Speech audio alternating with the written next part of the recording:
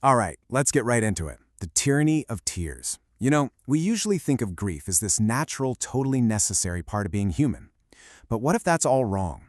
What if our sorrow is actually a kind of trap? Just think about that for a second. What if the tears we shed, the grief that feels so raw and real, is actually a poison working its way through our system? That's a pretty startling idea, but it's one that some of the greatest ancient thinkers took very, very seriously.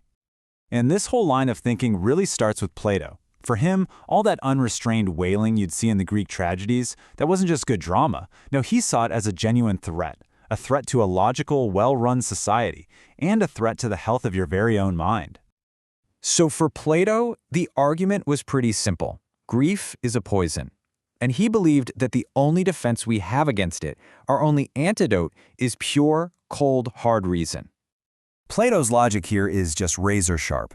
He says that when we wallow in our sorrow, we're basically acting like a little kid who scrapes their knee and just sits there crying about it, instead of, getting up and looking for a bandage. It's an indulgence, he says, and it does absolutely nothing to actually fix the problem. Reason demands a totally different response. And here's his actual prescription, straight from his work, The Republic. He says the best thing to do is make lamentation disappear by means of medicine. Now, the medicine he's talking about isn't some pill you swallow. It's reason. You see, Plato saw reason as this calm, logical force that heals the soul's wounds, while just crying about it only makes them fester. So who's to blame for spreading this poison everywhere? Well, Plato pointed his finger directly at the artists, specifically the great tragic poets. He basically saw them as emotional arsonists, deliberately whipping up our most chaotic feelings just to get a big round of applause from the audience. And this really gets to the heart of Plato's whole philosophy. He saw this constant battle going on inside our souls. On one side, you have reason. It's the calm, healing force that's supposed to be in charge. And on the other side, you have emotion, this chaotic, indulgent part of us that, if you let it run wild, just wounds us and throws our whole inner world into complete disarray. And this is Plato's final, damning verdict on the matter. He says the poet creates a bad constitution. Think of it like a corrupt government, right inside your own soul. By making you feel all this intense sorrow for fictional characters, they're just strengthening your worst emotional impulses and weakening your reason. And that leaves you a slave to phantoms, totally disconnected from what's real and true.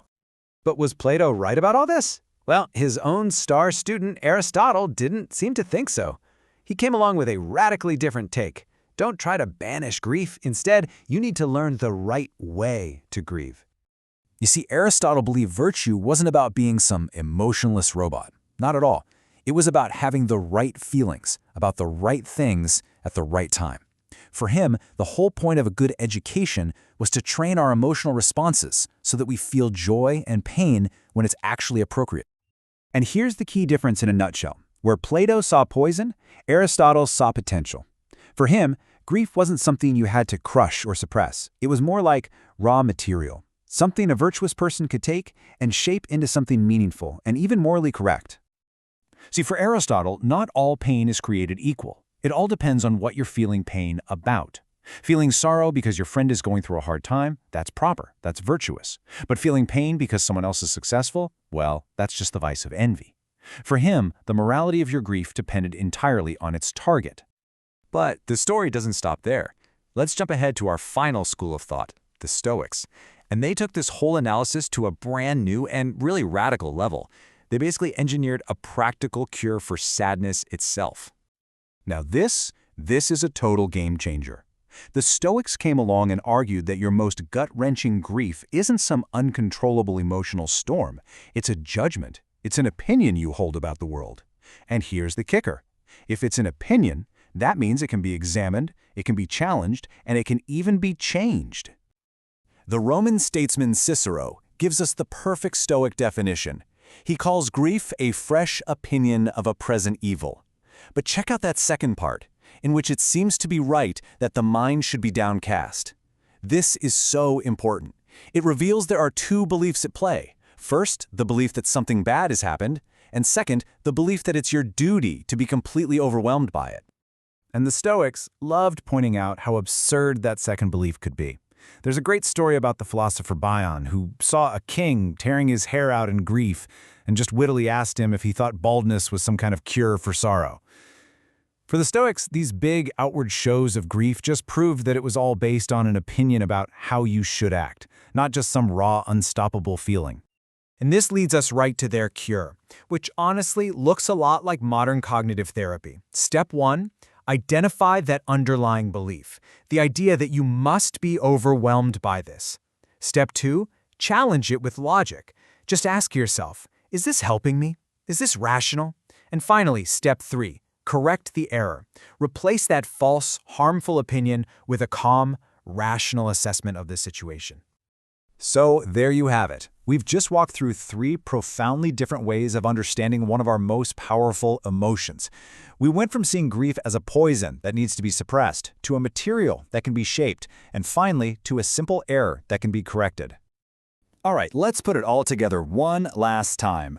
We started with Plato, who saw grief as a poison that had to be stamped out with reason. Then Aristotle came in and moderated that view, seeing it as a raw material to be properly shaped by virtue.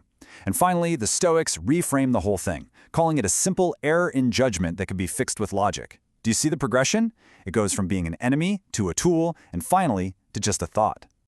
And that really brings us back to you. The next time you feel that wave of sorrow wash over you, which path are you going to take? Do you see it as this overwhelming feeling that you just have to endure? Or do you see it as a judgment, an opinion, that might just be worth questioning? The ancients have given us the tools. The choice now is ours.